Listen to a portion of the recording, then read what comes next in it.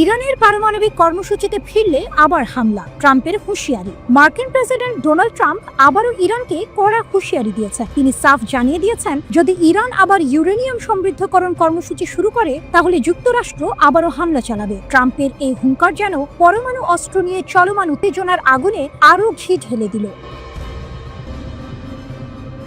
নেদারল্যান্ডের হেগে NATO সম্মেলনে যোগ দিতে গিয়েছিলেন ট্রাম্প। সেখানেই সাংবাদিকদের এক প্রশ্নের জবাবে তিনি এই কড়া হুঁশিয়ারি দেন। ইরান আবার পারমাণবিক কর্মসূচি শুরু করলে যুক্তরাষ্ট্র ফের হামলা করবে কিনা এমন প্রশ্নের জবাবে ট্রাম্প সোজা সাপটা উত্তর দেন, অবশ্যই। তবে একই সাথে তিনি একটি অদ্ভুত ধারণা প্রকাশ করেছেন। তার মতে ইরানের এমন উদ্যোগ নেওয়ার সম্ভাবনা নেই। তিনি বলেন, আমি মনে করি না তারা আবার কখনো এটি করবে। ট্রাম্পের যুক্তি হলো, যুক্তরাষ্ট্রের হামলার পর ইরানের পারমাণবিক স্থাপনাগুলোর যে বেহাল দশা হয়েছে তাতে সেগুলোতে পুনরায় কাজ শুরু করা তাদের পক্ষে কঠিন। কিন্তু মার্কিন গোয়েন্দা সংস্থার একটি গোপন প্রাথমিক প্রতিবেদনে বলা হয়েছে, যুক্তরাষ্ট্রের হামলার পর ইরানের পারমাণবিক কর্মসূচি পুরোপুরি ধ্বংস হয়নি, বরং এটি মাত্র কয়েক মাস পিছিয়ে দেওয়া হয়েছে। এই প্রতিবেদন ট্রাম্পের দাবির ঠিক উল্টো কথা বলছে। তবে ট্রাম্প এই দাবি মানতে নারাজ। তিনি বলছেন, এটি কেবল প্রাথমিক একটি অসমাপ্ত গোয়েন্দা প্রতিবেদন। তার মতে যুক্তরাষ্ট্রের হামলায় ইরানের পারমাণবিক কর্মসূচি কয়েক দশক পিছিয়ে গেছে। সাংবাদিকদের ট্রাম্প বলেছেন, মার্কিন গোয়েন্দারা সত্যিই জানেন না। ট্রাম্পের দাবি, ইরানের পারমাণবিক স্থাপনায় যুক্তরাষ্ট্র বিধ্বংসী হামলা চালিয়েছে। নেটো সম্মেলনে সাংবাদিকদের ট্রাম্প আরও জানান, হামলার পর ইরান ঘটনাস্থলে গিয়েছিল এবং তারা বলেছে যে স্থাপনাগুলো বিধ্বস্ত হয়ে গেছে। তিনি বলেন, আমরা কি করেছি সেটা দেখার পরেই তারা স্থির হয়েছে। আমরা এটা না করলে তারা প্রচুর অস্ত্র তৈরি চালিয়ে যেত, তারা স্থির হতো না।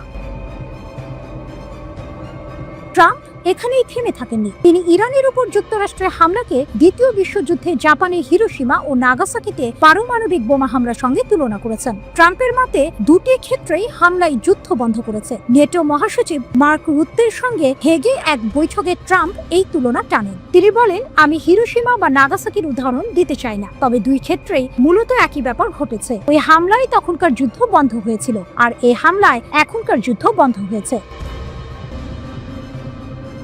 1945 সালে হিরোশিমা ও নাগাসাকিতে যুক্তরাষ্ট্রের অ্যাটম বোমা হামলার পরই জাপান আত্মসমর্পণ করেছিল। এর মধ্য দিয়ে শেষ হয়েছিল দ্বিতীয় বিশ্বযুদ্ধ। ইরান এবং ইসরায়েলের মধ্যে যুদ্ধবিরতির কথা উল্লেখ করে ট্রাম্প বলেন, ইহুদি রাষ্ট্র এবং খামেনি নেতৃত্বাধীন রাষ্ট্রের মধ্যে যুদ্ধবিরতি খুব ভালোভাবেই চলছে।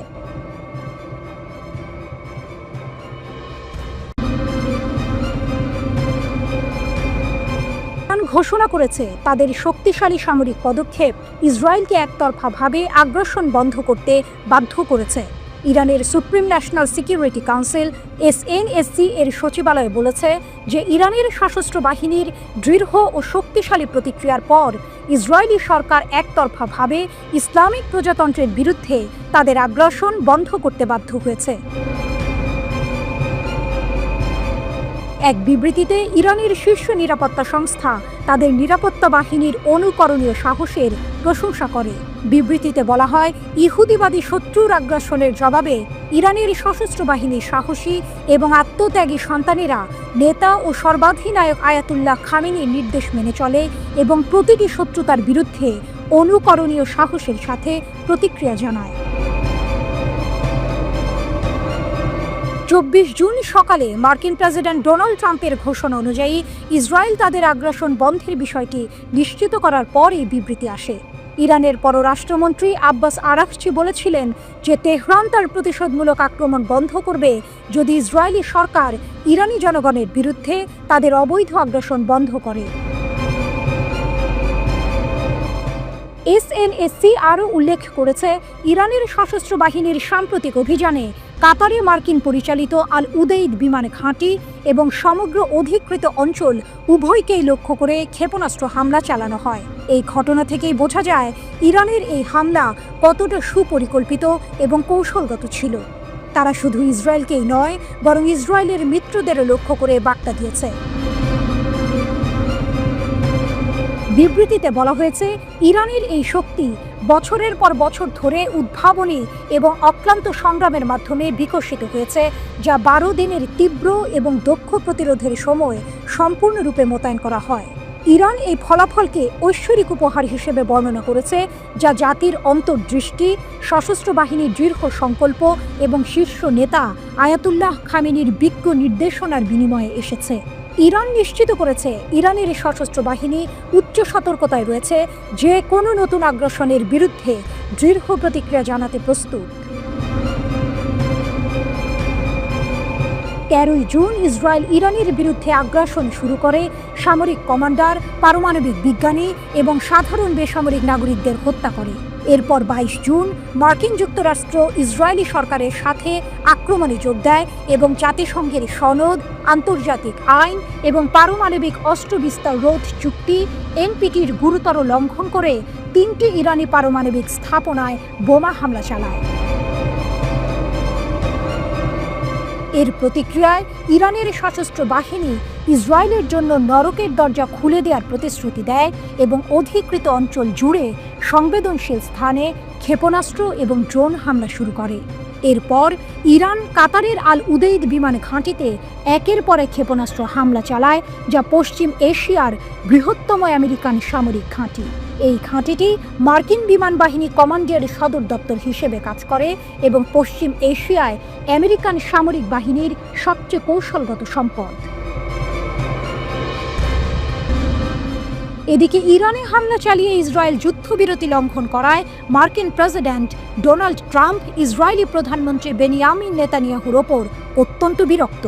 সম্ভবত তিনি মনে করছেন নেতানিয়াহু বিশ্বাস ভঙ্গ করছেন।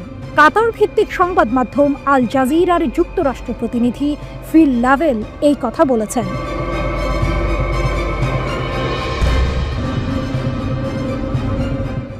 সময়টা চরম উত্তেজনার। একদিকে ইরানের পারমাণবিক স্থাপনায় মার্কিন বোমারু বিমানের হামলা, অন্যদিকে তার জবাব দিতে ইরানের সশস্ত্র বাহিনীর প্রতিশোধমূলক অভিযান। পরিস্থিতি ঘোলাটে হতে থাকে ইরানের পারমাণবিক স্থাপনা লক্ষ্য করে মার্কিন বোমারু বিমানের হামলার মধ্য দিয়ে। নাতানজ, ইস্পাহান এবং ফোর্দোতে 3টি ইরানি পারমাণবিক স্থাপনা লক্ষ্যবস্তুতে পরিণত হয়েছিল। এই হামলা শুধু ইরানের উপর আক্রমণ ছিল না, বরং জাতিসংঘের সনদ, আন্তর্জাতিক আইন এবং পারমাণবিক অস্ত্র বিস্তার রোধ চুক্তির গুরুতর লঙ্ঘন ছিল। ইসরায়েলি সরকার 1 সপ্তাহেরও বেশি সময় ধরে ইরানের বিরুদ্ধে বিনা উস্কানিতে এবং বেআইনি আগ্রাসন চালাচ্ছিল, যার ফলস্বরূপ বহু শীর্ষস্থানীয় সামরিক কমান্ডার, বিজ্ঞানী এবং সাধারণ বেসামরিক নাগরিক নিহত হয়েছিলেন। আমেরিকান আক্রমণটি এই ইসরায়েলি আগ্রাসনেরই ধারাবাহিকতা ছিল, তবে ইরানের প্রতিক্রিয়া দ্রুত এবং নির্ভুল। মার্কিন হামলার একদিন পরেই ইরানের সশস্ত্র বাহিনী প্রতিশোধমূলক অভিযানে কাতারে অবস্থিত আমেরিকান সামরিক ঘাঁটিতে ক্ষেপণাস্ত্র হামলা চালায়। এই অভিযানের নাম দেওয়া হয়েছে অপারেশন টাইডিং অফ ভিক্টরি। কাতার ও ইরাকে মার্কিন ঘাঁটিতে হামলা চালিয়েছে ইরান। ইরানের তাসনিম নিউজ এজেন্সি জানায়, ইরাক ও কাতারের সামরিক ঘাঁটিগুলো লক্ষ্য করে ক্ষেপণাস্ত্র হামলা শুরু করে ইরান। কাতারের আল উদেইদ মার্কিন ঘাঁটিতে হামলার কথা নিশ্চিত করল ইরানের বিপ্লবী গার্ড। কাতারের আল উদেইদ মার্কিন ঘাঁটিতে হামলার কথা নিশ্চিত করেছে ইরানের ইসলামী বিপ্লবী গার্ড কোর IRGC। তারা আনুষ্ঠানিকভাবে জানিয়েছে, কাতারে অবস্থিত যুক্তরাষ্ট্রের আল উদেইদ বিমান ঘাঁটি লক্ষ্য করে তারা ক্ষেপণাস্ত্র হামলা চালিয়েছে। ইরানের আধা সরকারি সংবাদ সংস্থা তাসনিমের বরাত দিয়ে আল জাজিরা কথা জানিয়েছে। এই ঘাঁটিতেই যুক্তরাষ্ট্রের প্রায় 10,000 মার্কিন সেনা মোতায়েন রয়েছে। কাতারে আল উদেইদ মার্কিন ঘাঁটিতে হামলার কথা স্বীকার করেছে যুক্তরাষ্ট্র। বিবিসির খবরে বলা হয়, মার্কিন প্রতিরক্ষা সদর দপ্তর পেন্টাগন জানিয়েছে, কাতারের আল উদেইদ বিমান ঘাঁটিতে ইরান স্বল্প ও মধ্যম পাল্লার ব্যালিস্টিক ক্ষেপণাস্ত্র দিয়ে হামলা চালিয়েছে। মার্কিন হামলার জবাবে ইরান পাল্টা আক্রমণ অব্যাহত রাখবে বলে দেশটির ঊর্ধ্বতন এক কর্মকর্তা রয়টার্সকে জানিয়েছেন।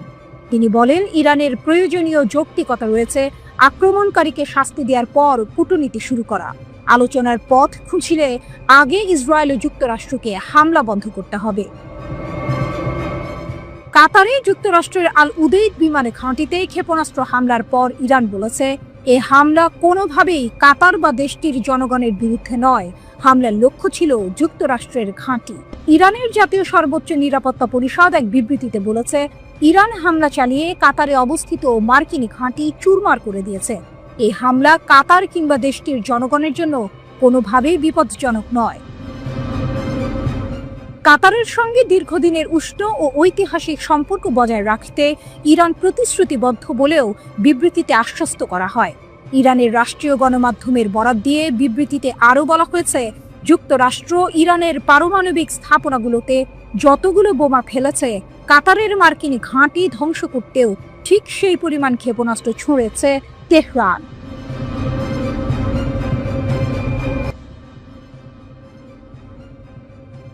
ইরানের 3টি পারমাণবিক স্থাপনায় মার্কিন বিমান হামলার পর রাশিয়ার সাবেক প্রেসিডেন্ট দিমিত্রি মেদভেদেভ এক বিস্ফোরক দাবি করেছেন। তিনি বলেছেন, বেশ কয়েকটি দেশ ইরানকে সরাসরি তাদের পারমাণবিক অস্ত্র সরবরাহ করতে প্রস্তুত। বর্তমানে রাশিয়ার নিরাপত্তা পরিষদের ডেপুটি চেয়ারম্যানের দায়িত্বে থাকা মেদভেদেভ টেলিগ্রামে এই চাঞ্চল্যকর মন্তব্য করেছেন। যদিও তিনি নির্দিষ্ট কোনো দেশের নাম উল্লেখ করেননি, তার এই দাবি আন্তর্জাতিক অঙ্গনে বড় ধরনের আলোড়ন সৃষ্টি করেছে। মেদভেদেভ আরও বলেন যে ইরানের লক্ষ্যবস্তু স্থাপনাগুলোতে দৃশ্যত কোনো বড় ধরনের ক্ষতি হয়নি। এর অর্থ হলো ইউরেনিয়াম সমৃদ্ধকরণ এবং পারমাণবিক অস্ত্রের উন্নয়ন সম্ভবত অব্যাহত থাকবে। মেদভেদেভ শুধু পারমাণবিক অস্ত্রের সরবরাহের কথাই বলেননি, তিনি সতর্ক করে দিয়েছেন যে যুক্তরাষ্ট্র আরেকটি বড় সংঘাতের ঝুঁকিতে পড়েছে। তার মতে এই হামলা ইরানের নেতৃত্বকে রাজনৈতিকভাবে আরও শক্তিশালী করেছে। এর মানে হলো হামলার উদ্দেশ্য যাই থাকুক না কেন, ইরানকে দুর্বল করার বদলে এটি তাদের আরও একাট্রা করে তুলতে পারে, যা পরিস্থিতিকে আরও জটিল করে তুলবে। এর আগে ইরানের উপর হামলার পর রাশিয়ার পররাষ্ট্র মন্ত্রণালয় এটিকে আন্তর্জাতিক আইন, জাতিসংঘের সনদ এবং জাতিসংঘের নিরাপত্তা পরিষদের প্রস্তাবগুলির স্পষ্ট লঙ্ঘন বলে আখ্যা দিয়েছিল। মার্কিন প্রেসিডেন্ট ডোনাল্ড ট্রাম্প দাবি করেছেন, যুক্তরাষ্ট্রের বিমান বাহিনী B-2 স্টেলথ বিমান ব্যবহার করে ইরানের 3টি পারমাণবিক স্থাপনায় সফল আক্রমণ চালিয়েছে। যুক্তরাষ্ট্র ও ইসরায়েলের হামলার পর মধ্যপ্রাচ্য সহ বিশ্বব্যাপী এক নতুন উদ্বেগের সৃষ্টি হয়েছে। কুইন্সি ইনস্টিটিউট ফর রেসপন্সিবল স্টেটক্রাফট এর নির্বাহী ভাইস প্রেসিডেন্ট ক্রিতা পার্সি আল জাজিরাকে দেয়া এক সাক্ষাৎকারে দাবি করেছেন, এই হামলার ফলস্বরূপ আগামী 5 থেকে 10 বছরের মধ্যে ইরান একটি পারমাণবিক অস্ত্রধারী রাষ্ট্রে পরিণত হওয়া প্রায় নিশ্চিত।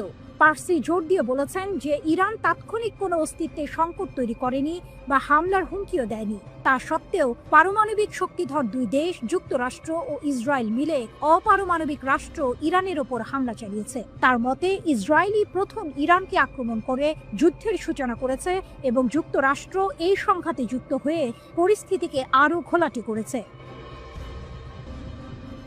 ক্রিতা পার্সি আরও সতর্ক করে দিয়েছেন যে এই হামলার প্রভাব কেবল মধ্যপ্রাচ্যে সীমাবদ্ধ থাকবে না, এর ফলে বিশ্বব্যাপী নিরাপত্তা উদ্বেগ বাড়বে। তিনি মনে করেন অনেক রাষ্ট্রই এখন ভাবতে শুরু করবে যে নিজেদের সুরক্ষিত রাখতে হলে পারমাণবিক অস্ত্র ছাড়া তাদের আর কোনো উপায় নেই। পার্সি ভবিষ্যৎবাণী করেছেন, বিশ্বের বিভিন্ন অঞ্চলে পারমাণবিক অস্ত্র বিস্তারের হার বাড়বে। বিশেষ করে ইরান আগামী 5 থেকে 10 বছরের মধ্যে পারমাণবিক শক্তিধর রাষ্ট্রে পরিণত হওয়া প্রায় অবশ্যম্ভাবী হয়ে পড়েছে। ইরানের 3টি পারমাণবিক স্থাপনায় মার্কিন যুক্তরাষ্ট্রের হামলার পর 22 জুন সকালে ইসরায়েলের তেল আবিব, হাইফা, কার্মেল সহ উত্তর ইসরায়েলের বিভিন্ন শহরের 10টি লক্ষ্যবস্তুতে সফলভাবে ক্ষেপণাস্ত্র হামলা চালিয়েছে তেহরান।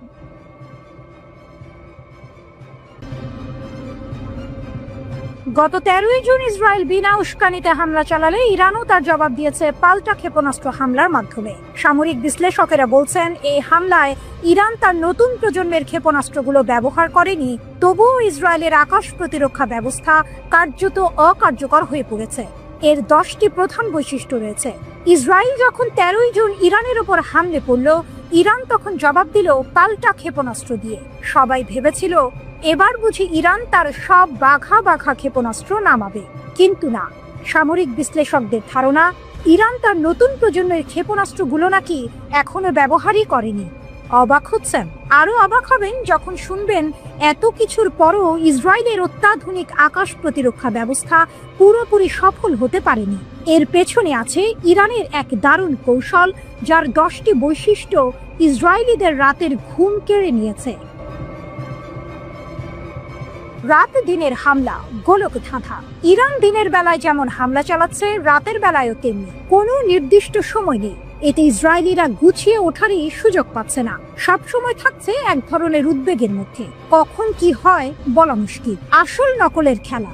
ইরান ভুয়া আক্রমণের সঙ্গে আসল হামলার এমন একটি সমন্বয় ঘটাচ্ছে যে ইসরায়েলি প্রতিরক্ষা ব্যবস্থাগুলো রীতিমতো বিভ্রান্ত হয়ে পড়ছে। কোনটা আসল আর কোনটা নকল সেটা বুঝতেই তাদের ঘাম ছুটে যাচ্ছে। প্রাণঘাতী অস্ত্রের বৈচিত্র্য। শুধু ক্ষেপণাস্ত্র নয়, ইরান ব্যবহার করছে ব্যালিস্টিক ক্ষেপণাস্ত্র, আত্মঘাতী ড্রোন সহ বিভিন্ন ধরনের মারণাস্ত্র। এতে ইসরায়েলের জন্য আক্রমণের ধরন বোঝা এবং প্রতিরোধ করা আরো কঠিন হয়ে দাঁড়িয়েছে। বুড়ো আঙুল দেখিয়ে লক্ষ্যে। ইসরায়েলের থার্ড আয়রন ডোম ও ডেভিড স্লিং এর মতো আধুনিক প্রতিরক্ষা ব্যবস্থাগুলোকে বুড়ো আঙুল দেখিয়ে ইরানের ক্ষেপণাস্ত্রগুলো ঠিকই লক্ষ্যে আঘাত হানছে। এতে ইসরায়েল বুঝে গেছে তাদের নিরাপত্তার নিশ্চয়তা আসলে কতটা ঠুনকো। থামছে না হামলা, বদলাচ্ছে কৌশল।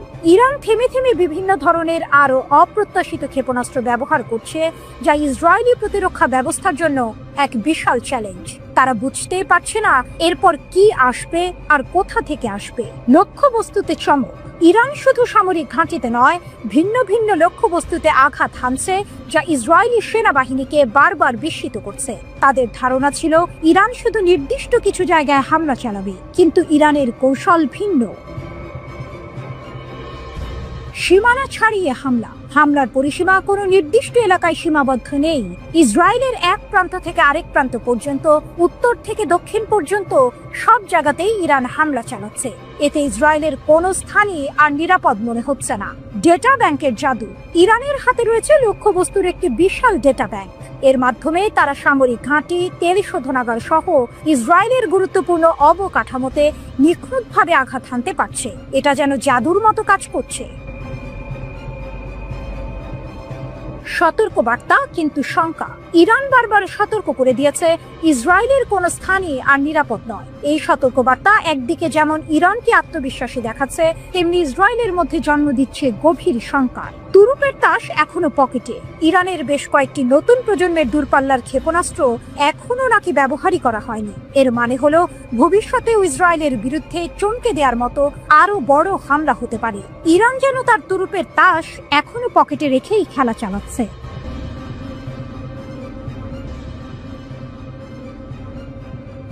ইরানের গাইডেড মিসাইল ইসরায়েলের আয়রন ডোম ভেদ করে। ফার্স নিউজ এজেন্সি অনুসারে ইসরায়েলের উপর সাম্প্রতিক আক্রমণে ইরান প্রথমবারের মতো একটি গাইডেড মিসাইল ব্যবহার করেছে। প্রতিবেদনে ক্ষেপণাস্ত্রটিকে হাজ কাসিম হিসেবে চিহ্নিত করা হয়েছে, যার নামকরণ করা হয়েছে প্রয়াত কুদস ফোর্স কমান্ডার কাসেম সোলাইমানির নামে।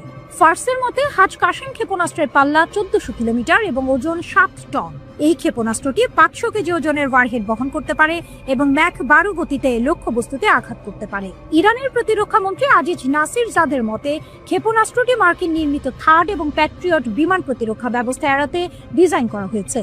স্কাই নিউজ আরবির একটি প্রতিবেদনে দাবি করা হয়েছে যে ক্ষেপণাস্ত্রের উৎক্ষেপণ ক্রম প্রতিরক্ষা ব্যবস্থার বাধা দেওয়ার ক্ষমতা হ্রাস করে। তবে ইসরায়েলি প্রতিরক্ষা বাহিনীর দাবি, নতুন হামলায় ইরানের ছোড়া ক্ষেপণাস্ত্রগুলি 2024 সালের এপ্রিল এবং অক্টোবরে ইসরায়েলে নিক্ষেপ করা ক্ষেপণাস্ত্রগুলির মতো। একজন সামরিক কর্মকর্তা টাইমস অফ ইসরায়েলকে বলেছেন, ইরানের ক্ষেপণাস্ত্রগুলি এমন কিছু নয় যে আমরা আটকাতে জানি না। ঢিল মারলে পাটকেল খেতে হয়। এখন ইরান ইসরায়েলের জ্বালানি কেন্দ্রগুলিকে টার্গেট করেছে। ইরানের Islamic revolutionary guard corps IRGC 15 June বলেছে যে তেহরান ইসরায়েলি যুদ্ধ বিমানগুলির জ্বালানি সরবরাহের জন্য ব্যবহৃত স্থানগুলিতে হামলা চালিয়েছে। যুদ্ধ বিমানের জ্বালানি উৎপাদনকারী স্থাপনা এবং ইসরায়েলি সরকারের জ্বালানি সরবরাহ কেন্দ্রগুলিকে অসংখ্য ড্রোন এবং ক্ষেপণাস্ত্র দিয়ে লক্ষ্যবস্তু করা হয়েছে, IRGC জানিয়েছে। ইরানের বিরুদ্ধে যদি আক্রমণ অব্যাহত থাকে, তবে ইরানি সশস্ত্র বাহিনীর আক্রমণাত্মক অভিযান আরও তীব্র এবং আরও বিস্তৃতভাবে অব্যাহত থাকবে বলছে তেহরান। ইরানি সংবাদ মাধ্যম দাবি করেছে যে দেশটির বিমান প্রতিরক্ষা ব্যবস্থা তৃতীয় মার্কিন নির্মিত Israeli F-35 stealth fighter jet ভূপাতিত করেছে, যদিও কোনো প্রমাণ বা ফুটেজ প্রকাশ করা হয়নি। তেহরান টাইমস অনুসারে ইরানি সেনাবাহিনী জানিয়েছে অভিযানের সময় F-35 পাইলট পশ্চিম ইরানের আকাশে পালিয়ে গিয়েছিলেন এবং তাকে আটক করা হয়েছিল। এদিকে ইসরায়েলের গোয়েন্দা সংস্থা মোসাদের 2 সদস্যকে গ্রেপ্তার করার কথা জানিয়েছে ইরান। আল জাজিরার প্রতিবেদন থেকে এই তথ্য জানা গেছে। আধা সরকারি বার্তা সংস্থা তাসনিমে প্রকাশিত প্রতিবেদনে বলা হয়েছে, এই 2 ব্যক্তি আল বোর্জ প্রদেশে বিস্ফোরক এবং বৈদেশিক সরঞ্জাম বানানোর সময় ধরা পড়েছেন। ইসরায়েলের সঙ্গে দীর্ঘদিনের ছায়াযুদ্ধে লিপ্ত ইরান এর আগেও বহুবার মোসাদের সঙ্গে সংশ্লিষ্টতার অভিযোগে অনেক ব্যক্তিকে গ্রেপ্তার করেছে ও মৃত্যুদণ্ড দিয়েছে। বিশেষ করে ইরানের পরমাণু কর্মসূচি ব্যাহত করতে নাশকতা বা হত্যা চেষ্টায় জড়িত থাকার অভিযোগে তাদের শাস্তি দেওয়া হয়েছে। 13ই জুন ইরানে আক্রমণ শুরু করে ইসরায়েল। ইরানের রাষ্ট্রীয় সংবাদ মাধ্যমের তথ্য অনুযায়ী হামলার ধ্বংসাত্মক জবাব দিতে সেদিন সন্ধ্যায় দূরপাল্লার শত শত ক্ষেপণাস্ত্র ছোড়ে ইরান। তেহরান দাবি করেছে তারা ইসরায়েলের সামরিক শিল্প কেন্দ্রগুলিতে হামলা চালিয়েছে, যেগুলো ক্ষেপণাস্ত্র ও অন্যান্য সামরিক সরঞ্জাম তৈরি করে। ইসরায়েলে ভেঙে পড়া ঘরবাড়ি ও বাড়িতে মানুষ আটকে পড়ায় উদ্ধারকারী দল তৎপরতা চালায়। জেরুজালেম ও তেল আবিবেও বিস্ফোরণের শব্দ শোনা যায়। পুরো ইসরায়েল জুড়ে ইরানের হামলা। ইরান নতুন ক্ষেপণাস্ত্র হামলায় তেল আবিবকে পুড়িয়ে দিয়েছে। সাইরেন ও ধ্বংস। ইসরায়েলের বিরুদ্ধে প্রথমবারের মতো হজ কাসিম ক্ষেপণাস্ত্রের খেলা দেখালো ইরান। ইরানের কাছে ইসরায়েল তৃতীয় মার্কিন নির্মিত F-35 জেট হারিয়েছে। আরেক পাইলট আটক। সংঘর্ষ। ইরানের প্রাণঘাতী ড্রোন বনাম ইসরায়েলের অ্যাপাচি আক্রমণকারী চপার। দুই চিরপ্রতিদ্বন্দ্বীর মধ্যে টানা তৃতীয় দিনে প্রবেশের সাথে সাথে ইরান 15 জুন ভোরে ইসরায়েলের নতুন করে ক্ষেপণাস্ত্র হামলা চালিয়েছে। অপারেশন ট্রু প্রমিস 3 এর একটি নতুন ঢেউ শুরু হয়।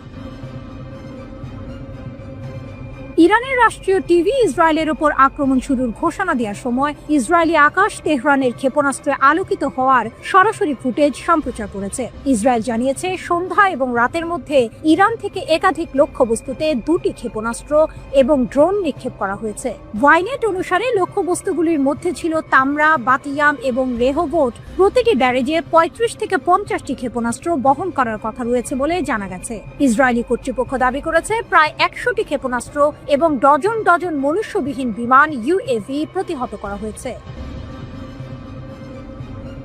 জেরুজালেম এবং তেল আবিব জুড়ে বিমান হামলার সাইরেন এবং গর্জন প্রতিধ্বনিত হয়েছিল, যার ফলে আক্রমণের সময় লক্ষ লক্ষ লোক আশ্রয় কেন্দ্রে ছুটে যেতে বাধ্য হয়েছিল। ইসরায়েলি সেনাবাহিনী এক্সে লিখেছে যে কয়েক ডজন শহর এবং সম্প্রদায় জুড়ে লক্ষ লক্ষ লোক সাইরেন বাজানোর সাথে সাথে আশ্রয়ের জন্য ছুটে যাচ্ছিল। তেল আবিবের কাছে রামাত গান শহরে AFP ছবিতে ইরানের প্রথম আক্রমণের পর ধ্বংসস্তূপে ভরা ভবন, ধ্বংসপ্রাপ্ত যানবাহন এবং রাস্তাঘাট দেখা গেছে।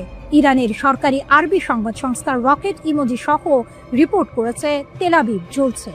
ইসরায়েলি জরুরি পরিষেবা অনুসারে রাতভর ইরানি হামলায় কমপক্ষে 8 জন নিহত হয়েছে। ব্যাগেন ডেভিড আদমের একজন মুখপাত্র চ্যানেল 12কে জানিয়েছেন ইরানের হামলার প্রায় 200 জন আহত হয়েছেন এবং 35 জন নিখোঁজ রয়েছে। ইরানের রাষ্ট্রীয় গণমাধ্যম নতুন করে দফায় দফায় ব্যালিস্টিক ক্ষেপণাস্ত্র ইসরায়েলি ছোড়ার খবর জানিয়েছে। ইসরায়েলের প্রতিরক্ষা বাহিনী IDF জানিয়েছে ইরানের ছোড়া ক্ষেপণাস্ত্র শনাক্ত হওয়ার পর দেশ জুড়ে বেশ কয়েকটি এলাকায় সতর্কতা সাইরেন বেজে উঠেছে। 13ই জুন ইরানের বিরুদ্ধে সবচেয়ে বড় সামরিক অভিযান শুরু করে ইসরায়েল। তাদের দাবি ইরান যাতে পারমাণবিক অস্ত্র তৈরি করতে না পারে এবং ব্যালিস্টিক ক্ষেপণাস্ত্র সক্ষমতা হারায়, সেই লক্ষ্যেই এই হামলা চালানো হয়েছে। দুই দেশের মধ্যে পাল্টাপাল্টি ক্ষেপণাস্ত্র হামলায় উভয় পক্ষেই বেসামরিক নাগরিক নিহতের ঘটনা ঘটেছে। ইরানের প্রেসিডেন্ট মাসুদ পেজেশকিয়ান বলেছেন ইসরায়েলের হামলা চলতে থাকলে তাদেরকে আরো কঠোর জবাব দেওয়া হবে। ওদিকে ইসরায়েলি প্রধানমন্ত্রী বেনিয়ামিন নেতানিয়াহু বলেছেন ইরানের হামলায় ইসরায়েলি নাগরিকদের মৃত্যুর জন্য তেহরানকে চরম মূল্য দিতে হবে। ইরানের রাষ্ট্রীয় সংবাদ সংস্থা IRN এর বরাত দিয়ে আল জাজিরা জানিয়েছে তেহরানে একাধিক গাড়ি বোমার বিস্ফোরণ ঘটিয়েছে ইসরায়েলি সম্পৃক্ত নাশকতাকারীরা। এর কিছুক্ষণ পর ইসরায়েলের দিকে লক্ষ্য করে অন্তত 50টি ব্যালিস্টিক ক্ষেপণাস্ত্র নিক্ষেপ করা হয়েছে।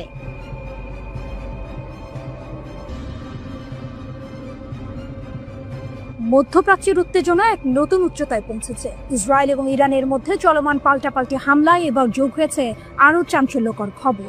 ইরান দাবি করছে তারা ইসরায়েলের সবচেয়ে অত্যাধুনিক এবং তথাকথিত অদৃশ্য F-35 যুদ্ধ বিমান ভূপাতিত করেছে। শুধু তাই নয়, তেহরান 2 ইসরায়েলি পাইলটকে আটক করারও দাবি করছে। যদি এই দাবি সত্য হয় তবে এটি ইসরায়েলের সামরিক সক্ষমতা এবং যুক্তরাষ্ট্রের যুদ্ধ বিমান প্রযুক্তির জন্য এক বিরাট ধাক্কা। ইরানের চাঞ্চল্যকর দাবি, 3টি F-35 ধ্বংস, 2 পাইলট আটক। ইরানের সেনাবাহিনী এক বিবৃতিতে জানিয়েছে, তেহরান এবং তেল আবিবের মধ্যে চলমান গুলি বিনিময়ের মধ্যে তাদের বিমান প্রতিরক্ষা বাহিনী ইসরায়েলি সরকারের আরও একটি পঞ্চম প্রজন্মের F-35 যুদ্ধ বিমান গুলি করে ভূপাতিত করেছে। ইরানের সামরিক বাহিনীর জনসংযোগ অফিস শনিবার জানিয়েছে, তাদের বিমান প্রতিরক্ষা বাহিনী দেশের পশ্চিমাঞ্চলে ইসরায়েলি সরকারের আরেকটি F-35 যুদ্ধ বিমান সফলভাবে আঘাত করে ধ্বংস করেছে। পাইলটের ভাগ্য অজানা এবং বর্তমানে তদন্তাধীন বলে জানানো হয়েছে। এই খবর আরো চাঞ্চল্যকর হয়ে ওঠে যখন ইরান দাবি করে দুদিনে তারা মোট 3টি F-35 যুদ্ধ বিমান ভূপাতিত করেছে। শুক্রবার ইরানের বিমান প্রতিরক্ষা বাহিনী 2টি F-35 যুদ্ধ বিমান এবং ইসরায়েলি সরকারের একাধিক ড্রোন সফলভাবে ভূপাতিত করার একদিন পরেই এই দাবিটি প্রকাশিত হলো। তেহরান টাইমসের খবরে বলা হয়েছে, 3 যুদ্ধ বিমানের পাইলটের মধ্যে একজন নিহত হয়েছেন বলে ধারণা করা হয়। অন্য দুজন ইরানের হেফাজতে রয়েছে বলেও দাবি করা হয়েছে। এই F-35 যুদ্ধ বিমানগুলো লাইটনিং নামে পরিচিত, যা আমেরিকান মহাকাশ নির্মাতা লকহিড মার্টিন দ্বারা তৈরি করা হয়েছে। এগুলোকে তাদের শ্রেণীর সবচেয়ে উন্নত বলে মনে করা হয় এবং রাডার শনাক্তকরণ এড়াতে ডিজাইন করা হয়েছে। মার্কিন যুক্তরাষ্ট্র কর্তৃক অনুমোদিত কয়েকটি দেশের মধ্যে ইসরায়েল একটি, যারা এই অত্যাধুনিক পঞ্চম প্রজন্মের স্টেলথ ফাইটার পরিচালনা করে। F-35 নামে ইসরায়েলের কাস্টমাইজড সংস্করণটি ইসরায়েলি দখলদার সেনাবাহিনীকে বাধা বা ট্র্যাকিং এর ঝুঁকি কম রেখে গভীর অনুপ্রবেশ মিশন পরিচালনা করতে দেয়। তাহলে কিভাবে ইরান এই বিমানগুলো ভূপাতিত করলো? এটি কি ইরানের বিমান প্রতিরক্ষা ব্যবস্থার অভাবনীয় উন্নতি প্রমাণ, নাকি F-35 প্রযুক্তির দুর্বলতা? ইরানের এই দাবি, বিশেষ করে F-35 এর মতো অত্যাধুনিক স্টেলথ যুদ্ধ বিমান ভূপাতিত করা এবং পাইলটদের আটকের ঘটনা অপ্রত্যাশিত। এতদিন পর্যন্ত F-35 কে কার্যত অপ্রতিরোধ্য বলে মনে করা হতো। যদি ইরানের এই দাবি সত্য হয়, তাহলে এর দুটি দিক থাকতে পারে। এক, ইরানের বিমান প্রতিরক্ষা ব্যবস্থার অভাবনীয় উন্নতি। হয়তো ইরান এমন কোনো নতুন প্রযুক্তি বা কৌশল তৈরি করেছে যা F-35 এর স্টেলথ ক্ষমতাকে অকার্যকর করতে সক্ষম। এটি একটি গেম চেঞ্জার হতে পারে। 2, F-35 এর সীমাবদ্ধতা। সম্ভবত F-35 যুদ্ধ বিমান তার স্টেলথ ক্ষমতা থাকা সত্ত্বেও কিছু পরিস্থিতিতে অরক্ষিত, যা ইরান কাজে লাগিয়েছে। এই ঘটনা মধ্যপ্রাচ্যের সামরিক ভারসাম্যকে গুরুতরভাবে প্রভাবিত করতে পারে। যদি ইসরায়েল তাদের সবচেয়ে উন্নত যুদ্ধ বিমান হারায় এবং পাইলটরা আটক হয়, তবে এটি তাদের সামরিক মনোবল এবং কৌশলগত সক্ষমতার উপর বড় ধরনের প্রভাব ফেলবে।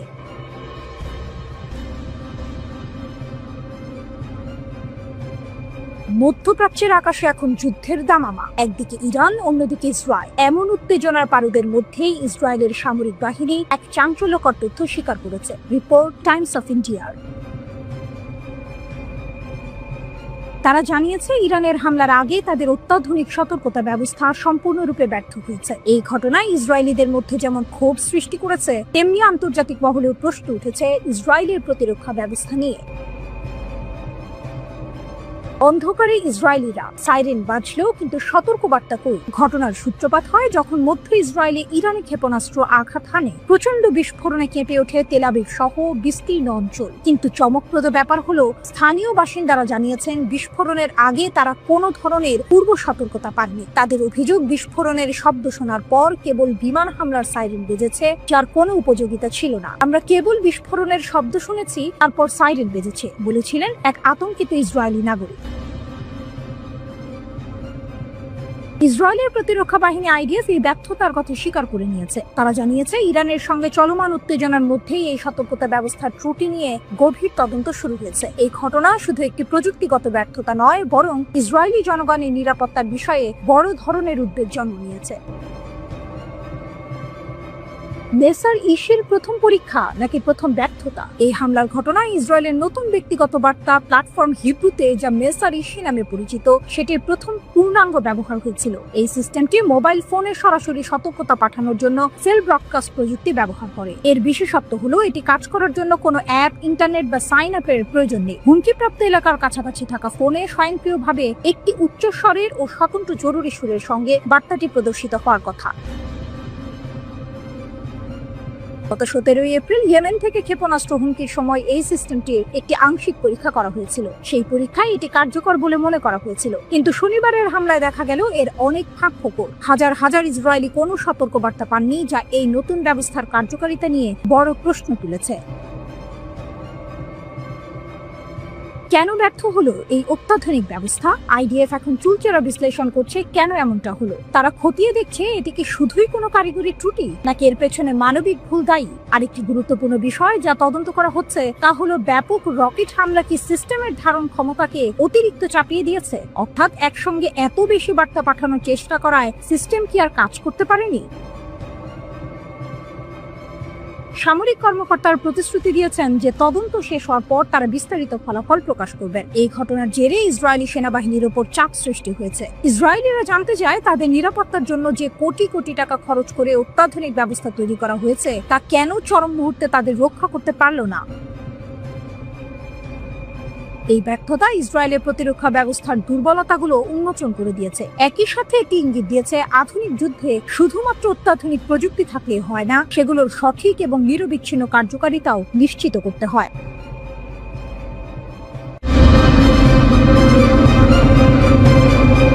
ইরানের ক্ষেপণাস্ত্রের কোপে ইসরায়েলের বৈজ্ঞানিক গর্ব ধূলিসাৎ। মোসাদের গোপন আঁতুড় ঘর কি ধ্বংসস্তূপ? তেল আবিবের দক্ষিণে অবস্থিত বিখ্যাত ওয়েজম্যান ইনস্টিটিউট অফ সায়েন্স একসময় ইসরায়েলের বৈজ্ঞানিক শক্তি ও গর্বের প্রতীক। মোসাদের সঙ্গে যাদের সম্পর্ক ছিল নিবিড়, আজ সেটি শুধুই ধোঁয়া আর ধ্বংসস্তূপের স্তূপ। ইরানের ক্ষেপণাস্ত্র হামলায় ইসরায়েলের এই ব্রেইন চাইল্ড যে ভয়াবহ আঘাত পেয়েছে তা ইসরায়েলের সামরিক ও বৈজ্ঞানিক সক্ষমতার জন্য এক অশনি সংকেত। ইরানের ক্ষেপণাস্ত্র হামলায় ইসরায়েলের এই ব্রেইন চাইল্ড যে ভয়াবহ আঘাত পেয়েছে তা ইসরায়েলের সামরিক ও বৈজ্ঞানিক সক্ষমতার জন্য এক অশনি সংকেত। ইসরায়েলের অমূল্য সম্পদ ছাই। রেহবট শহরের এই প্রতিষ্ঠানটি দীর্ঘদিন ধরে ইসরায়েলি সামরিক বাহিনী এবং মোসাদ গোয়েন্দা সংস্থার সঙ্গে কাঁধে কাঁধ মিলিয়ে কাজ করেছে। এলবিট সিস্টেমের মতো বিশ্বের শীর্ষস্থানীয় অস্ত্র প্রস্তুতকারকের সঙ্গে তাদের অংশীদারিত্ব ছিল চোখে পড়ার মতো। কিন্তু শনিবার ভোরের সেই হামলা যেন ইসরায়েলের সামরিক শিল্প কমপ্লেক্সের হৃৎপিণ্ডে লক্ষ্য করেই করা হয়েছিল। ইসরায়েলি গণমাধ্যমও স্বীকার করেছে এই হামলা দুর্ঘটনাজনক নয়। পদার্থবিদ্যা, জৈব প্রযুক্তি, এমনকি কৃত্রিম বুদ্ধিমত্তার মতো অত্যাধুনিক গবেষণার কেন্দ্র ছিল এটি। ইসরায়েলি বিশেষজ্ঞরা এই ধ্বংসযজ্ঞকে বিপর্যয়কর বলে অভিহিত করেছেন। পরীক্ষাগার থেকে শুরু করে সম্পূর্ণ ভবন সবই এখন ধ্বংসস্তূপে পরিণত। সংবেদনশীল যন্ত্রপাতি, বিরল জৈবিক উপকরণ এবং কয়েক দশকের অগ্রণী গবেষণা সবকিছুই চোখের পলকে শেষ। এক সময় যা ইসরায়েলের বৈজ্ঞানিক গর্বের প্রতিনিধিত্ব করত, আজ তা কেবল ছাই আর ধ্বংসাবশেষ, যা বিশেষজ্ঞদেরও হতবাক করে দিয়েছে। হামলার পরের ছবিগুলো আরও মর্মান্তিক। পুড়ে যাওয়া কাঠামো, উড়ে যাওয়া জানালা, ধসে পড়া ছাদ থেকে ঝুলন্ত তার, সবই এক ভয়াবহ চিত্র তুলে ধরেছে। বিজ্ঞানীদের আর্তনাদ, কিছুই অবশিষ্ট নেই। যখন শেল আক্রান্ত বিজ্ঞানী এবং গবেষকরা তাদের ক্ষতির কথা বলতে শুরু করেন, তখনই এই হামলার ভয়াবহতা স্পষ্ট হয়। অধ্যাপক এলদাদ জাহর তার ল্যাবের ধ্বংসের বর্ণনা দিতে গিয়ে বলেন, 15 মিনিটেরও কম সময়ের মধ্যে আমি 22 বছর ধরে আমার দ্বিতীয় বাড়ি থাকা ল্যাবটিকে আগুনে পুড়িয়ে ফেলার ছবি দেখতে পাই। 3টি সম্পূর্ণ তলা ধসে পড়েছে, কিছুই অবশিষ্ট নেই। কোনো তথ্য নেই, কোনো ছবি নেই, কোনো নেট নেই, কোনো ইতিহাস নেই। জাহুর আরও বলেন, এই ক্ষতি কেবল সরঞ্জামের নয়, বরং ইসরায়েলের প্রযুক্তিগত উচ্চাকাঙ্ক্ষার সঙ্গে জড়িত একটি বৈজ্ঞানিক সংরক্ষণাগারের ধ্বংস। এটি প্রজন্মের পর প্রজন্মের গবেষকদের শ্রম আর মেধার ফসল, যা মুহূর্তের মধ্যে বিলীন হয়ে গেছে। সবচেয়ে বেশি ক্ষতিগ্রস্ত হয়েছে কম্পিউটার বিজ্ঞান বিভাগ। এখানে কৃত্রিম বুদ্ধিমত্তা চালিত চিকিৎসা গবেষণার এক বিশ্ব নেতা অধ্যাপক ইরান সেগালের ল্যাব সম্পূর্ণরূপে ধ্বংস হয়ে গেছে। তার 50 সদস্যের দল অতি ঠান্ডা ফ্রিজার থেকে হাজার হাজার গুরুত্বপূর্ণ জৈবিক নমুনা উদ্ধারের জন্য আপ্রাণ চেষ্টা করছিল, কিন্তু বন্যার কারণে বেশিরভাগই অপূরণীয়ভাবে ক্ষতিগ্রস্ত হয়েছে। লক্ষ লক্ষ মূল্যের সরঞ্জাম এখন মেরামতের অযোগ্য বলে বিবেচিত হচ্ছে। প্রাণী রসায়ন বিভাগের অধ্যাপক স্যারিয়াল ফ্রেশম্যান বলেন, এটা কেবল ব্যয়বহুল ডিভাইস নয় যা হারিয়ে গেছে। কয়েক দশকের সঞ্চিত দক্ষতা এবং সূক্ষ্মভাবে ক্যালিব্রেটেড বৈজ্ঞানিক ব্যবস্থা, প্রজন্মের গবেষণা অদৃশ্য হয়ে গেছে। প্রবীণ গবেষক অধ্যাপক ওরেন শুলডিনার এক ভুতুড়ে ছবি এঁকেছেন। এটা যেন আমাদের ল্যাবটি বাষ্পীভূত হয়ে গেছে। বছরের পর বছর কাজ, অনন্য DNA library, stem cell, genetically engineered মাছি প্রজাতি, সবকিছুই এক মুহূর্তের মধ্যে অদৃশ্য হয়ে গেছে। এটি ছিল আমাদের ছাত্রদের অগণিত নিদ্রাহীন রাতের ফসল।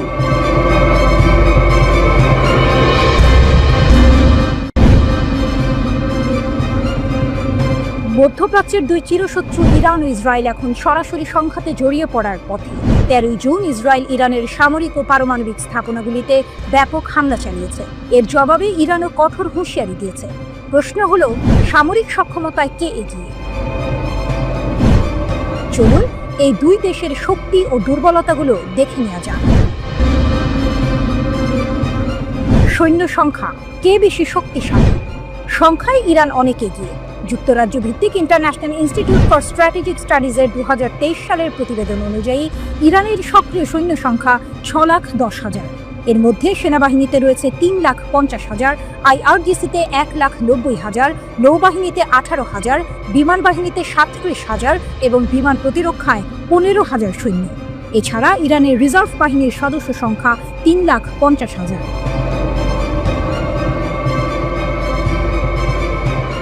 ইসরায়েলের 1,69,500 সক্রিয় সৈন্য রয়েছে। সেনাবাহিনীতে 1,26,000, নৌবাহিনীতে 9,500 এবং বিমান বাহিনীতে 34,000। ইসরায়েলের রিজার্ভ বাহিনীর সদস্য সংখ্যা 4,65,000। 18 ঊর্ধ্ব বয়সী অধিকাংশ নারী ও পুরুষের জন্য সামরিক কর্মকাণ্ডে অংশ নেওয়া বাধ্যতামূলক, তবে নির্দিষ্ট কিছু ছাড় আছে। সামরিক ব্যয়, কার বাজেট বেশি? সামরিক ব্যয়ের দিক থেকে ইসরায়েল ইরানকে ছাড়িয়ে গেছে। স্টকহোম ইন্টারন্যাশনাল পিস রিসার্চ ইনস্টিটিউটের 2024 সালের তথ্যমতে 2023 সালে ইসরায়েল সামরিক খাতে $27.5 বিলিয়ন ব্যয় করেছে, যা ইরানের $10.3 বিলিয়ন চেয়ে প্রায় 3 গুণ বেশি। ইসরায়েলের এই ব্যয় বৃদ্ধি মূলত গাজা যুদ্ধের কারণে হয়েছে। সামরিক খাতে বেশি বিনিয়োগের অর্থ হল অত্যাধুনিক প্রযুক্তির অস্ত্র ও উন্নত প্রশিক্ষণের সুবিধা। স্থলবাহিনী, ট্যাঙ্ক আর আর্টিলারিতে কে এগিয়ে? স্থলপথেও ইরান সংখ্যায় এগিয়ে। দ্য মিলিটারি ব্যালেন্স 2023 অনুসারে ইরানের 10,513টির বেশি যুদ্ধ ট্যাঙ্ক এবং 6,798টি আর্টিলারি গান রয়েছে। ইসরায়েলের কাছে প্রায় 400টি যুদ্ধ ট্যাঙ্ক এবং 530টি আর্টিলারি গান আছে। বিমান বাহিনী, আকাশের লড়াইয়ে কে সেরা? বিমান বাহিনীর সক্ষমতা ইসরায়েল তুলনামূলকভাবে বেশি আধুনিক এবং কার্যকর। যদিও ইরানের বিমান বাহিনীর কাছে 312টি যুদ্ধোপযোগী বিমান রয়েছে, ইসরায়েলের 345টি যুদ্ধোপযোগী বিমান এবং 43টি অ্যাটাক হেলিকপ্টার রয়েছে।